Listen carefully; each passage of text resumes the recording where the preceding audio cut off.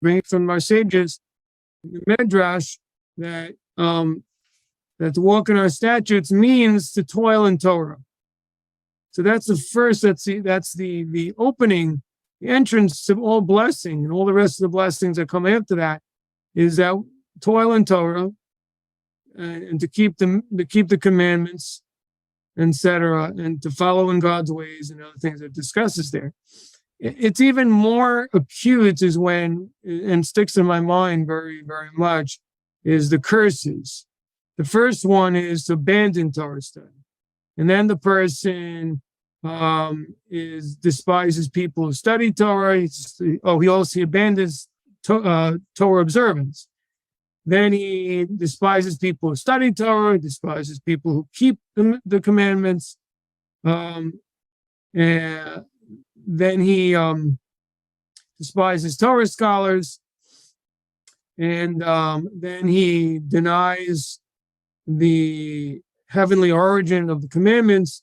And then finally, he's completely denies the existence of the Creator. So he goes from worse to worse, but it begins with abandoning Torah study. So we see the importance of Torah study. I mean, I don't think everyone understands this. So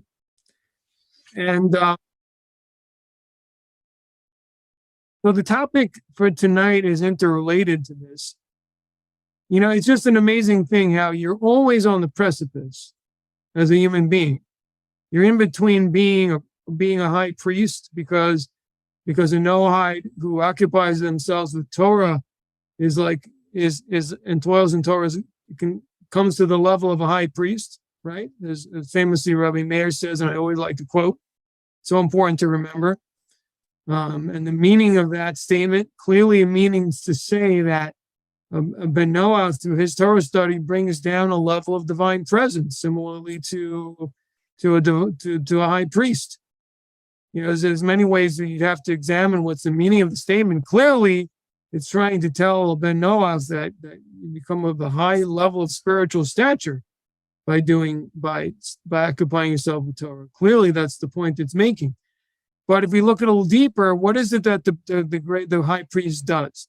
The high priest is he's the chief priest in the temple, which is the resting place for God. He's basically the supervisor of that place. He also is the one who goes into the Holy of Holies, and meets with the divine presence there. So I think there's clearly that element of bringing down the divine presence through Torah study. I mean, you know, you can go on and on about it, and we'll get more into this actually in a moment about it.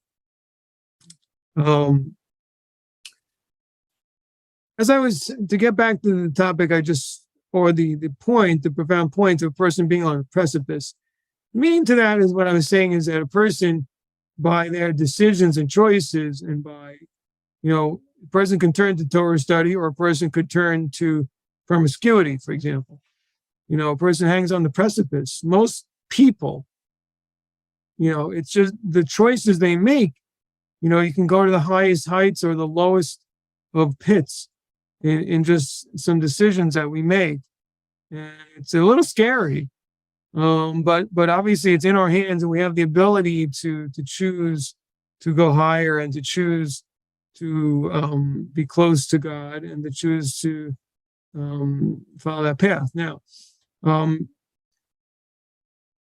of the reasons I bring this up is because what we're up to in our book of universal laws is we were in the middle of the study of sexual prohibitions, and then yet at the same time we're in the middle of discussion of the importance of Torah study. And what's so amazing is how connected these two topics are, because they're really they really are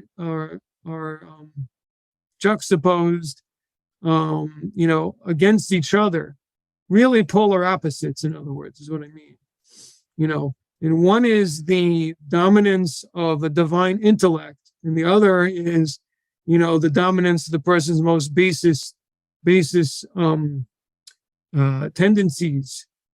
And when a person studies Torah, so the divine soul and the divine aspect of the mind, or what the mind can perceive of divine will, dominates the person. And through sexual prohibitions, the passions of the person dominates the person. So a person can go from one thing really to the other thing. And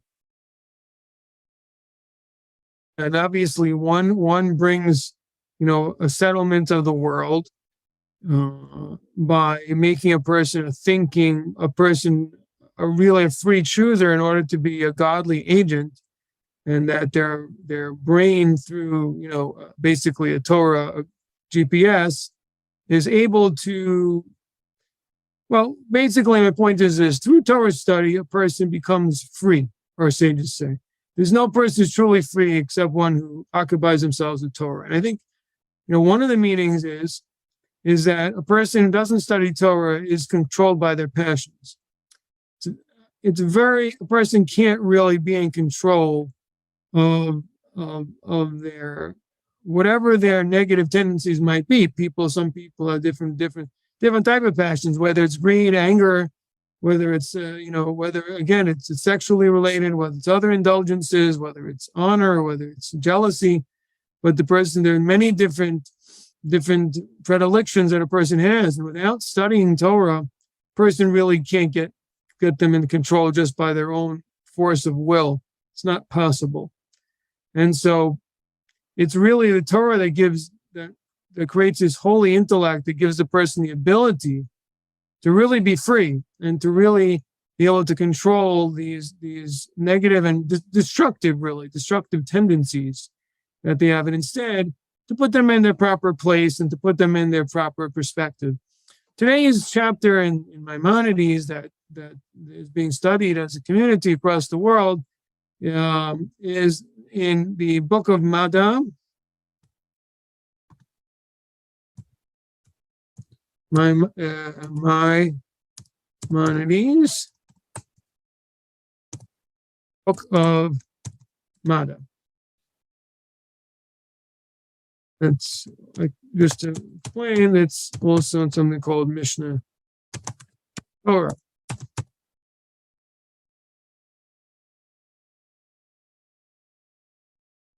It's an important book, and I recommend it for all those who haven't studied it.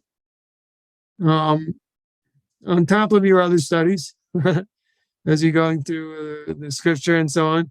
But the book of Mada has the fundamentals. He himself, Rambam, says that we start with the laws of the fundamentals of Torah, and he goes on, and there's something there that's called again, for those of you who are already aware of this, then I apologize if it's for those of you who are not. There's something called Hilchot Deot, which is the laws of really, I guess, kind of like how do I say Deot? It's really opinions, mental states. But the point is, it's the laws regarding personality, in which he discusses the right way to behave. And famously, as you all know, the golden mean is somewhere in the middle. He says a person should be moderate, not to any extreme. So in other words, it's a chapter discussing character. And so therefore, this is related to the Noahide community. It's clearly rational. It has to do with following God's ways, and relevant to every single human being. That question obviously goes to the civilizing of the world, to be a decent person in the highest sense of the word. So really worth looking there. And I guess, again, why am I bringing it up? Because it's connected with Torah study, and that really to be able to do that, you have to combine it with Torah study, in my opinion. Now, the Maimonides doesn't exactly say that, but he says that a person has a certain hang-up, a person has certain dereliction in a certain direction, he should go to a sage to fix it. And the sage will direct them what to do, and how to fix it. But yet he goes on to explain how to fix it he says you should be extreme in the other direction and then come back to the middle after a few years. That's what he says. So there's this idea of repetition.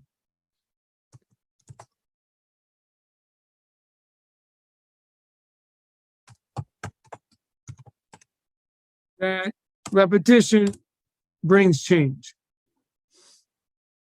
Very important concept. And this also explains the repetition in the prayers, which may annoy some people, or people could question why we're repeating the same thing again and again.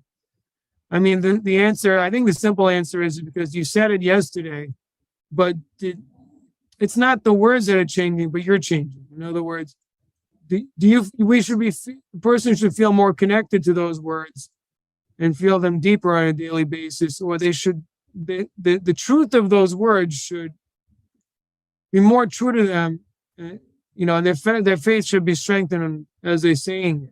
There's this expression that it's a Hasidic saying, which is a play on the words, that it says in Psalms, in the section that said in the Hallel prayer, that really means that I trusted when I spoke that God would help me. But it's read Hasidically to mean I believed because I spoke. In other words, repeating words of faith helps strengthen a person's faith. If we repeat things, that God, God is watching over me. God is my healer. Blessed is the man who trusts in God, and so on and so forth. That saying these things helps strengthen those ideas in us. So, because, the question arises, how do you change your inside? I mean, if you don't feel it, most people say, look, I'm just not a religious person. Or I don't feel a lot of faith. So it's not for me. That's what most people think, but it can change. And a person can bring out what's, again, according to Jewish tradition, is inside of us, but has to be brought out. And clearly, this goes for all people, because isn't that what the Ben Noach laws? If there's 7 laws for everyone, then everyone has to have the ability. That must be something natural the person has. Okay.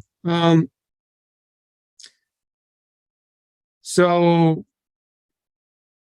that's why it's also important to study Torah every day. It's become ingrained in a person, and it should become a part of who he is, a natural routine on a daily basis.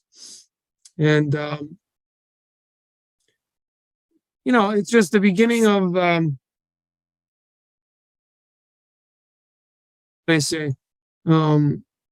it's interesting in Hasidic writings.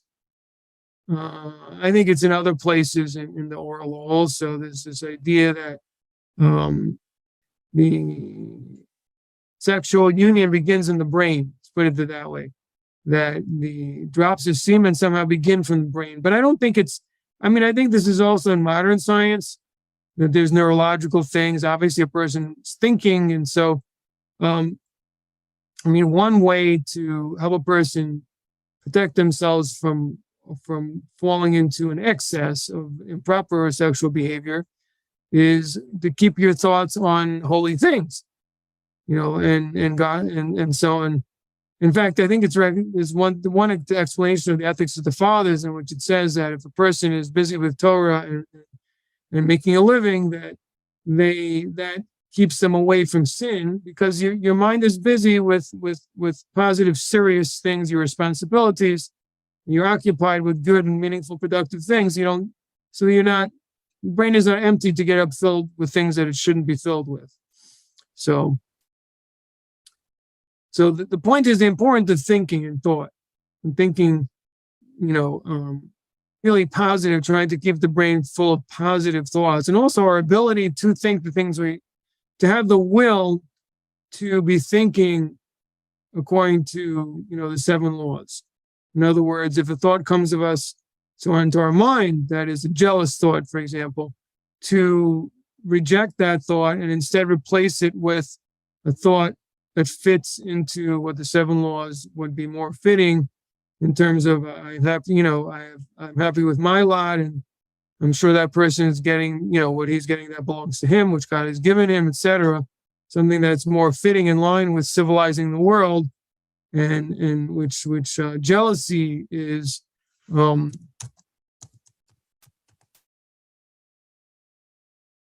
how would I say, is the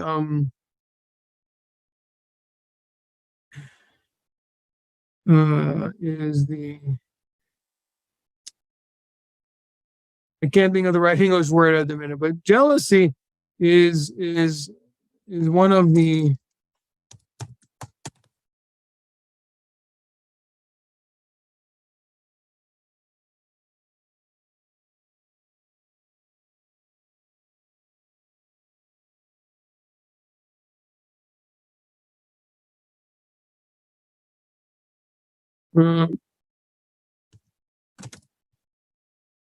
so what I'm saying basically is that jealousy is one of the spelling it wrong there, but jealousy is one of the most destructive forces that undermines.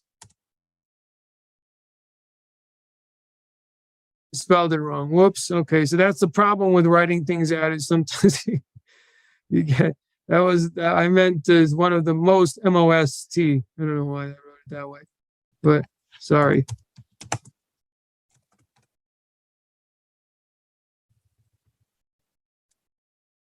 Yeah, what kind of a lawyer am I? I can't even spell. But anyway, but if you think about it, yeah, I mean, people, jealousy undermines commonality and cooperation between people. So it's very, very destructive. In English, they call it one of the 7 deadly sins, right? Yeah, it is a deadly sin. I wonder where they got this 7 deadly sin from take some of them from the 10 Commandments. It also brings us to another issue that comes up in regards to forbidden sexual prohibitions, and that is that when it comes to adultery, there is an overlap with theft. So that's an idea to think about. There's an overlap. It overlaps theft in that the person is taking the spouse of the other person. Again, halachically speaking, the fact of the matter is due to the natural process. Maybe some of it we don't understand why it's the case, but a man biblically is allowed to have more than one wife. Now, in no Noahide community can institute a rule limiting that for societal reasons that a man should only have one wife. That is something that society can do, but biblically not required. Now, okay. You see in the Torah that it's one of the qualities that's praised about the children of Israel, even before they become or given the Torah, is being careful with sexual prohibitions. And Rashi comments a couple of weeks ago, I think it actually was last week, in regards to the son of the Israelite woman.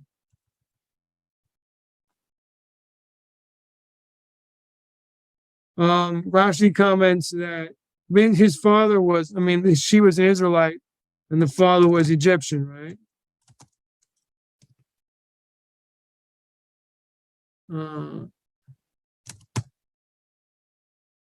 I don't even know how to spell Egyptian, slips me. It's funny. In any event, so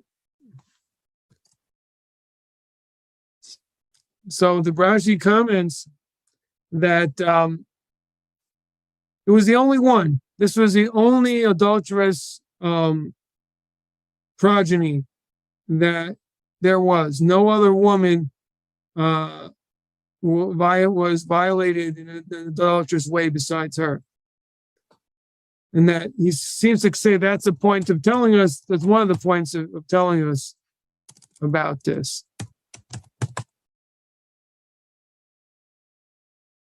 So, anyway. So that's an interesting point. And also in this week's portion, also, the fact that the tribes present their lineage also represents the fact that, there was no adultery that taking place. And obviously we can understand the importance of I could say this, the harm that adultery causes to undermine the civil society is that it hurts people's identities. And people, again, it's kind of like something people don't want to talk about because it can be very difficult sometimes. People may be personally unhappy in a marriage for various reasons, and people could change, the person could make a mistake and things like that.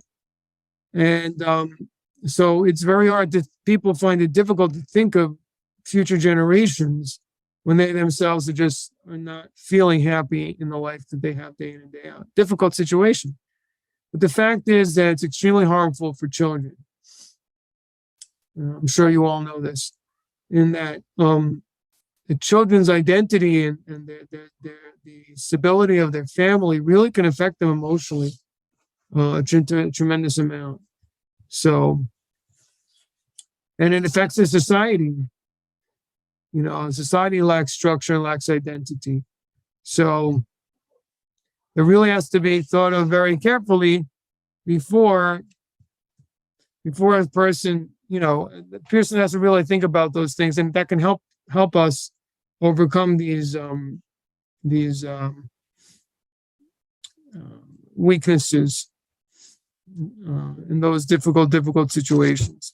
But again, it's also the way we modern society looks at marriage and the way we should look at marriage, which is not only about love or about our convenience, but it is about building a family and being an important unit of a greater society.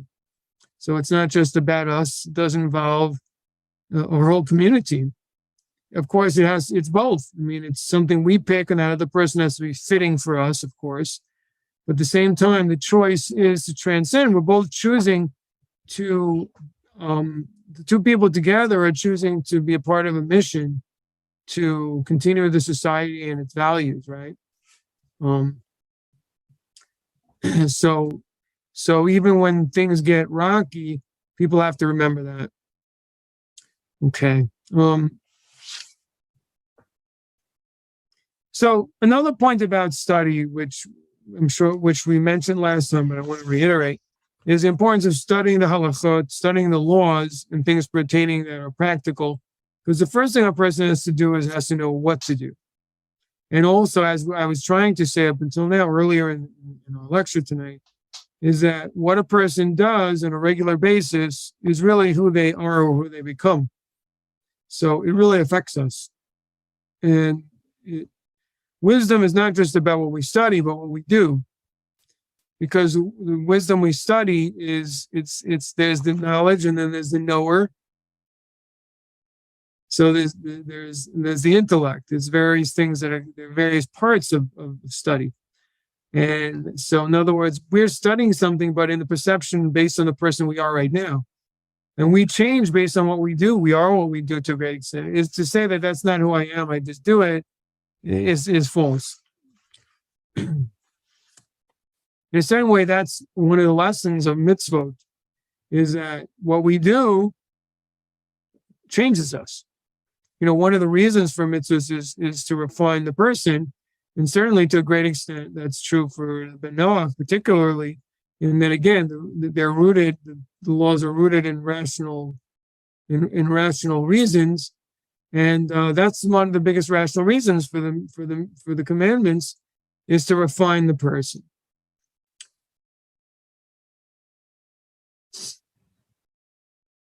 So that's important. I mentioned there's a lot of now in the book I mentioned by Maimonides.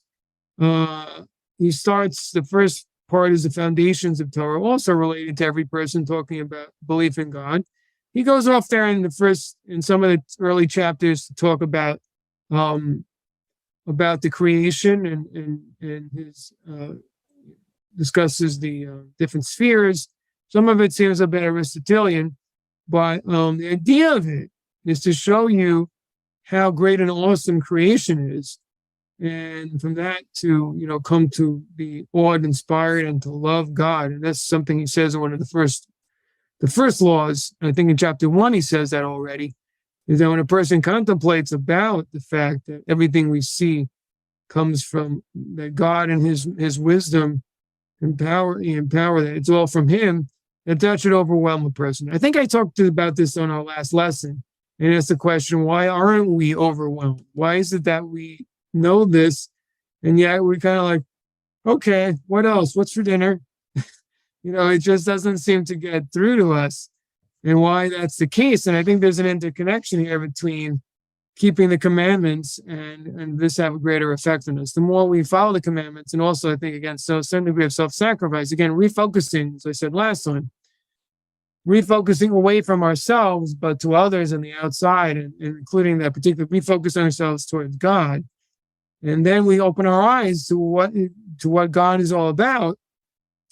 Then we can really come to a much greater stronger bond or relationship with him.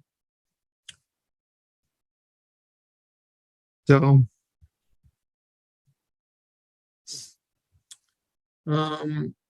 yeah, so a lot of the laws, I think it's worth purchasing. You can actually get them in English, Hebrew, and English online.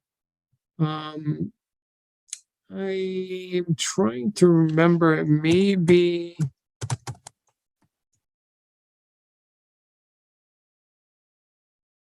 the company, you can look it up, Mosnaim Publishers possibly, prints it. I think you can buy separate volumes. And this would be I think one of the first ones, which is Mada, the book of Mada.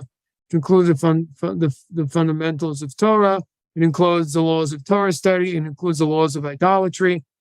It includes the laws of character, as I described. So you really have a lot of things that are directly related to the Noahide that are essential in this particular section, in this particular volume. So I think, so that's why I'm suggesting it.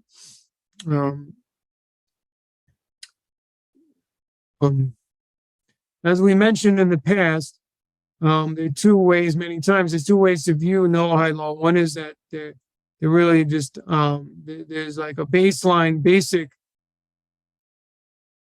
Oh, thank you very much, Cheyenne, for that information. So evidently you can access it free. Thank you. Amazing.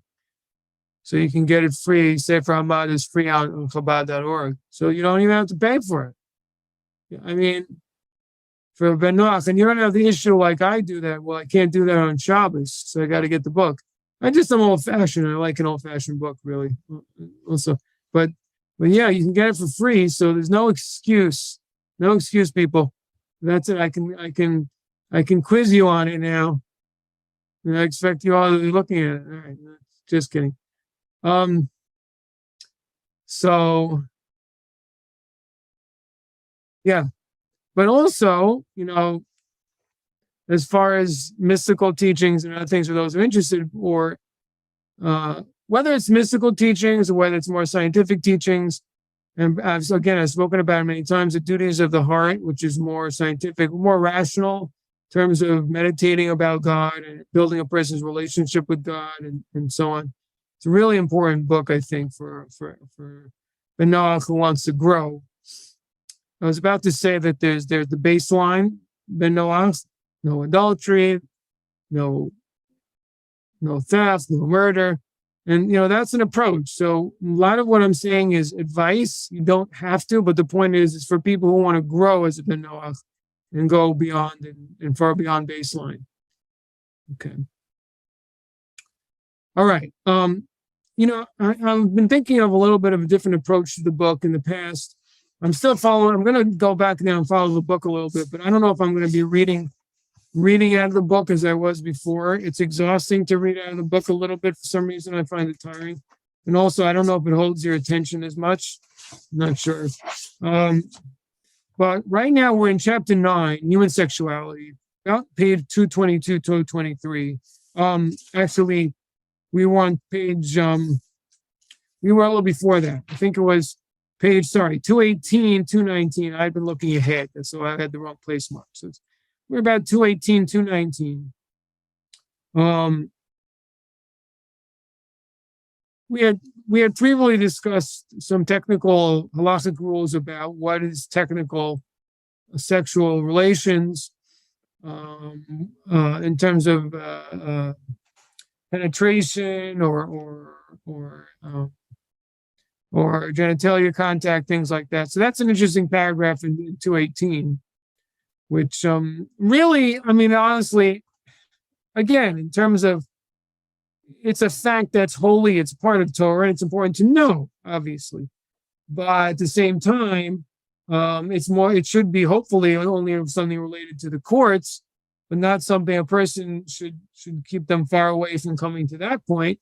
And certainly as it continues in that paragraph in 218, that person needs to put up safeguards. And clearly, I mean, we see even in modern society how things move. Like originally, courting, was very formal, and in previous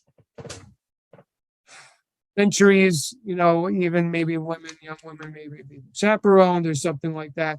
Anyway, then people would be seen with a man, or man and woman together in open, not in private.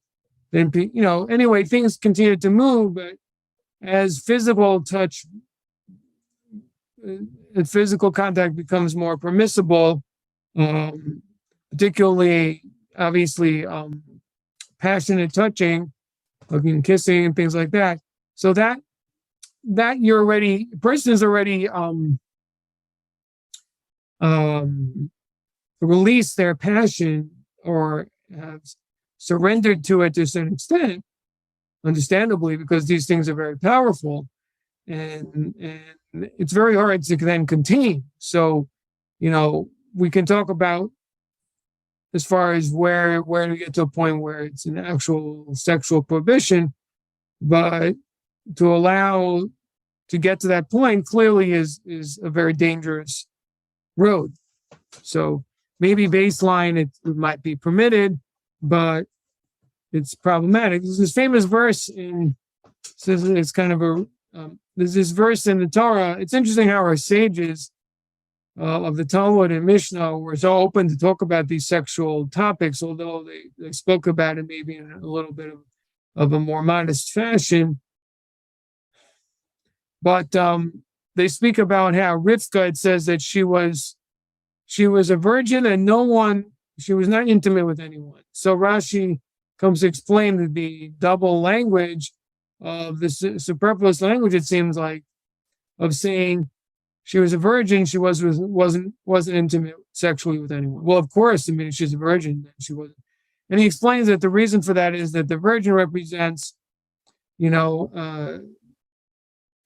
the regular fashion, but she also was not intimate with anyone in an irregular fashion. That's how our sages call it, whether the regular path of intimacy or the irregular path, which in modern parlance is, would be vaginally or sodomy, or anally, but they didn't use those terms. But I'm just saying it so the meaning of it in the future, we can refer to it in those terms as in the regular, normal path, normal approach, or the regular form of intercourse, or the irregular or abnormal, I guess maybe it would mean, or just the irregular form.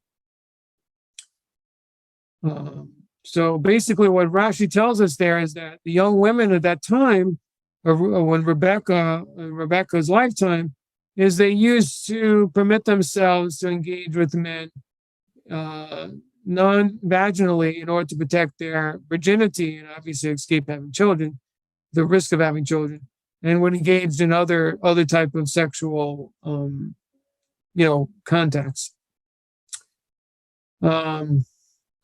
Why did I bring that up? Well, okay, we discussed last time that, whether that's forbidden, and again, it's going to be forbidden, but won't be the actual literal prohibition. So according to baseline, there may be different opinions about that. Other opinions will say that even in a regular fashion, if it's with a forbidden relative or partner, then that also will be biblically forbidden and punishable by death penalty, even in a regular fashion. So different opinions about that. Let's see.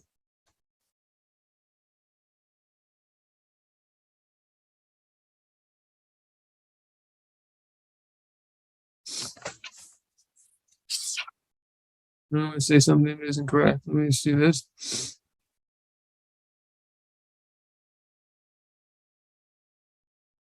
Yeah, actually, there's a whole discussion of this on page 217. I'm not going to go over it. The different opinions about this, about whether only regular intercourse is what's absolutely forbidden or not. There's a discussion there. But obviously, none of this hair splitting will lead a person towards a sanctified lifestyle unless the person seeks to keep intimacy within marriage. So now, what is marriage for a Noahide? And this is also, though, an interesting thing, is that it could be living together with someone who's considered a Noahide marriage. There isn't any official ritual and just a commitment to stay together. And then if they break apart, then they're separate. But it has to be a commitment just the two of them and that they don't have other partners. And if that's the commitment, that's considered a Noahide marriage of sorts. So that's also interesting, and maybe is interesting in that many people have that view today, is they're not looking to get married, but to just live together. I guess the problem with that approach is that most people are living together because they're seeking not to have the full responsibility of marriage and want a way out.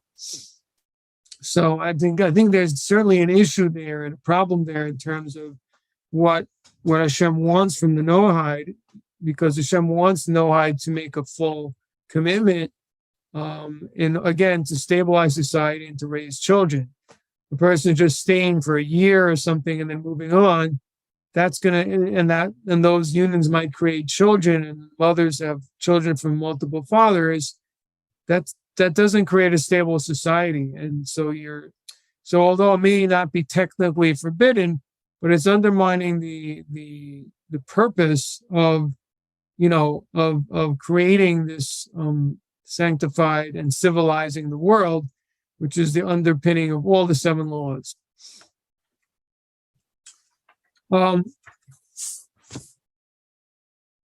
Obviously, Noahide law understands that a person's sexual orientation is not committed in stone and doesn't define them as a person. So if you can go on now, we've now moved on to page 219. We've already discussed one of the important points on 219 about adultery, and that it's also seen as a form of theft and a form of betrayal for someone to commit adultery. And we're moving on now to basically talk about homosexuality, really, in terms of the point of their persons feeling a certain tendencies towards type of sexuality. It's not a defining character of a person, although in a certain sense it may have a certain definition in terms of their spiritual struggle. Because the interesting point is it could be, it certainly is a fact that a person's sexual struggles are really part of their purpose of coming into the world. Those of you who study Rabbi Nachman's teachings, I've certainly come upon him discussing this point of the importance of doing battle with sexual urges and how basic that is to a person's purpose in the world and what they need to spiritually overcome. He also says something that as far as the negative Gentile, or I should say tendencies in the Gentile world, that they all stem from immorality. That's something he says. So I think that's very profound and obviously very important in terms of what the Noahide community needs to focus on, because if that's the source of all other ills, then that really has to be a focus of the war in terms of what we need to refine and correct, according to Rabbi Nachman. But I think obviously I don't have to, I say no more. I don't have to back up Rabbi Nachman because he doesn't need my support or anything like that. So, but I think it's also but I think it's based on other sources as well. I don't think it's something that Rabbi Nachman Breslov made, just innovated.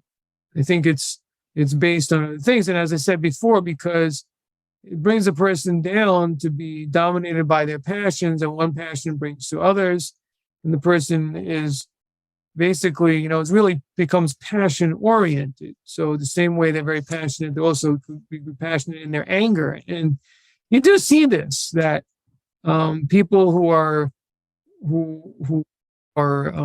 very, given in sexually in a form of abandon, so to speak, they also, fall into other types of behaviors. Some of them may be related to violence, anger, where they allow themselves to go crazy, and things like that. And so there's a very powerful interconnection, because as a person becomes accustomed to surrendering to their passions and getting pleasure from that surrender, then they start surrendering to other things too. And that is a slope that can lead a person really to very low places. Okay. We come to the end of the session, and I've gone through a whole monologue. I haven't given anyone a chance to talk. So I'll give you another few minutes. Does anyone want to add or ask any questions about anything that I've said? I hope I didn't speak too quickly. The point about homosexuality needs to be picked up. But again, I think one of the points is that we really need to turn things around in life, and that sometimes our tendencies, quote unquote, are things that we need to do battle with. And they really may represent us and define us, but not in the way people think, not in terms that we should surrender to them, but they may represent the struggle that we came down into the world to struggle with and to overcome eventually. And it may take a very, very long time.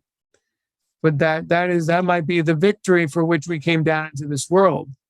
So, questions, comments?